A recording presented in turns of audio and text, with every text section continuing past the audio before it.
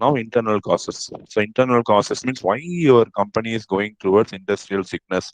Because main and important thing I can say lack of experience. So, experience can be in product selection or project planning or implementation. So, it can be any one of the thing, but you don't have expertise in doing that. Approval of SSI. Small scale industries, you don't have approval or it is not assessed with adequate care. Sometimes approval is cancelled by SSI because you did not furnish the required information. So those things also can lead to industrial sickness. So depends on own fund. So you are not using your funds properly. So that might also be the reason. Improper financial structure. So lack of knowledge of finance, mixing long term and loans. So working capital loan. So you don't have any idea in finance. What happened? You don't know how to manage the finance. You are mixing all the long term loans along with the working capital. Working capital should not be disturbed. Whereas the loans you have to pay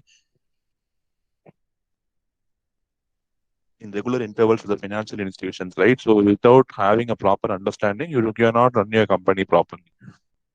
Diversion of funds. So short term, long term loan or long term needs, and short term loan working capital needs. So long term loans you need to long term needs you need to take long term loans, and for short term loans are taken for working capital needs. If you do the reverse thing, then it is going to be a huge setback for you.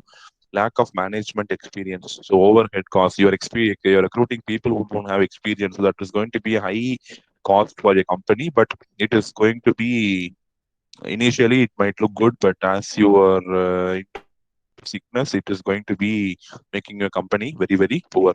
So external causes, we have seen these 9 points: change in industrial policy, raw material, power, labor, inadequacy or non-availability or delay in availability delay, lack of demand, recessionary trend, frequent industrial strike, shortage of financial resources, infrastructure, natural calamities, and credit squeeze by bank. Internal causes, you see lack of experience, approval of SSI, dependence on own fund, improper financial structure, diversion of fund, lack of management experience. So these can be the next. You have a non-observance of principles of management. So you don't have the basic principles of management theory, at least the basic theory. You don't know how to manage people. So how to have the debt equity ratio less, how to build the financial resources, how to how to reduce inventory. So all these things have to be are the basic things which are required for any entrepreneur, right? So without knowing the basics of management and finance, if you are going to start a company, it is going to be loss only. And delay in payment.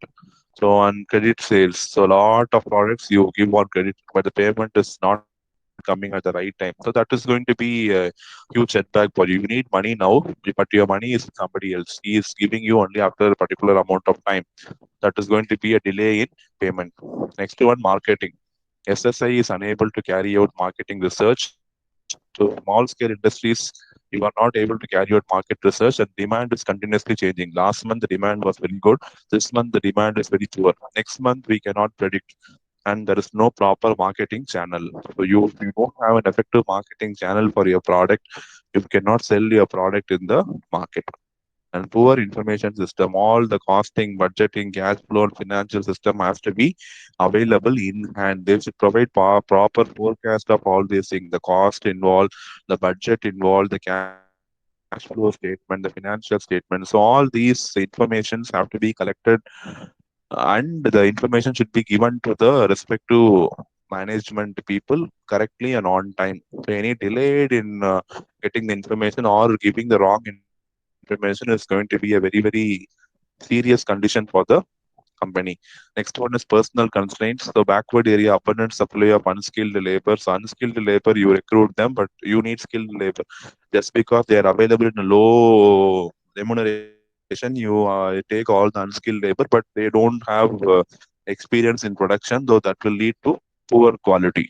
The poor quality product or services and low productivity.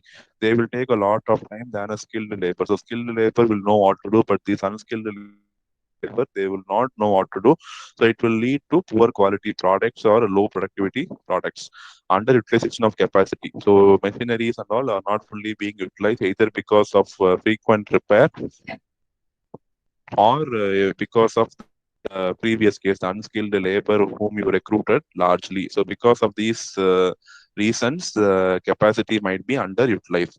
Next one, delayed recognition, recognizing unhealthy symptoms. So immediately, if something happens, you should be in the state of caution, because you should sense that something wrong is going to happen and you have to start taking actions accordingly. So analyze the causes and think of proper solution. So this is going to be the delayed recognition. Actual lack of financial control. So nobody is going to question you for the money spent. So everybody is spending lavishly and nobody is accounting for what purpose they have spent. So when there is no financial control in the institution, things might not be looking good. Improper technology. You are using all the old efficient technology for your machinery. That is going to be taking a lot of time and money. You might have got the machine cheap, but because it is an old machine, it might not work properly, and frequently the machine might get repaired or broken down. So frequent breakdown you have, and for that you have to do maintenance. If the maintenance is not perfect, again it will break down. So it will lead to improper maintenance, delay in repair or replace. So machine is repair,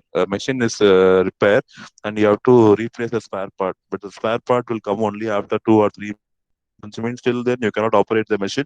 The production is completely stopped. So it is going to lead to a delay in repairing or replacing.